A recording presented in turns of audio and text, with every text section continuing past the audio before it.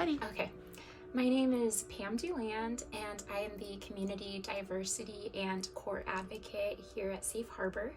I have been in my role for over 2 years, about 2.5 now, and this was definitely one of the biggest game changers for the course of, I would say, my life. I didn't expect myself to be working with domestic violence and sexual assault survivors. When I first entered the mental health field, I was working primarily with children with autism and adolescents with autism, as well as different survivors in different populations, but the autism spectrum was one of my biggest niches. I went through a personal experience that definitely motivated me to take a turn for the work that I was doing. There was a person in my life that was very influential in the sense of I wished that I could provide the same type of advocacy and services that they provided for me. And I think from that moment on, my life just turned and I found this field, and I just knew that I was meant to be here. And I primarily work with the diverse community here in Davis County, and it's growing a lot and at a very fast rate where we do not have the resources for these individuals coming into the county. I'm also the court advocate, so I get to see protective orders, civil court every week.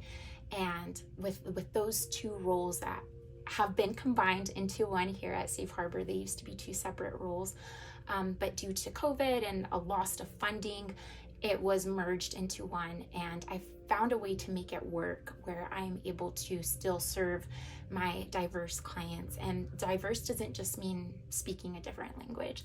That can also include the LGBTQ plus community, that can include refugees, immigrants, asylum seekers, that can include people from different faiths or beliefs. And so my primary goal is to make them feel safe and comfortable, and like they finally have come to a place where they can just be themselves and learn all of the information that maybe they didn't know before, and learn their rights. I think is one of the biggest, most important pieces for me, is to be able to teach people what their rights are as a survivor of domestic violence, sexual assault, and what their rights are just for being in this country, even if they're undocumented citizens. With Protective Order Court, one of the biggest roles I have there is to be able to offer that trauma-informed care. Civil protective order court is very, very, very different from criminal. In the criminal aspect, it's kind of like the attorneys, the prosecutors, the work is on their end, the burden of the proof is on their end to meet. When you're going into civil court, the burden of proof is now on the survivors and on the victims. So it's very important when we're there to have an individual that can sit with them throughout the entire process, and that can explain to them, okay, this is where you sit.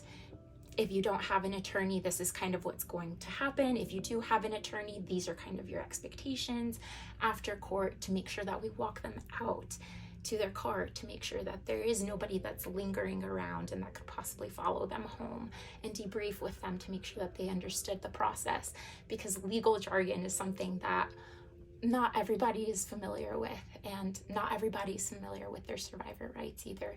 So that's why my role is kind of very imperative when we're going to court, as well as making sure that we're separating people.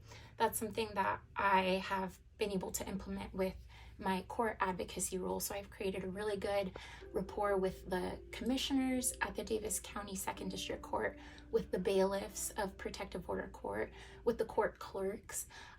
They all know about Safe Harbor and the work that we do and have a very big respect. So they allow us to come to court. They allow us to help them checking people in, directing people where to go.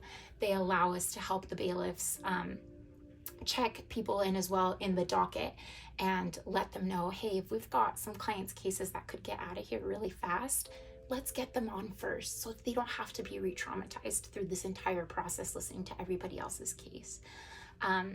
So there have been a couple of different things that I've developed within finding my own voice within our organization, and seeing different areas that maybe I thought could have a little bit more of trauma-informed care, or have a face that maybe the court can connect to, or maybe law enforcement can connect to, saying that they know this is their primary contact with Safe Harbor. If they have any feedback, we're willing to always listen, just like we hope the same, vice versa.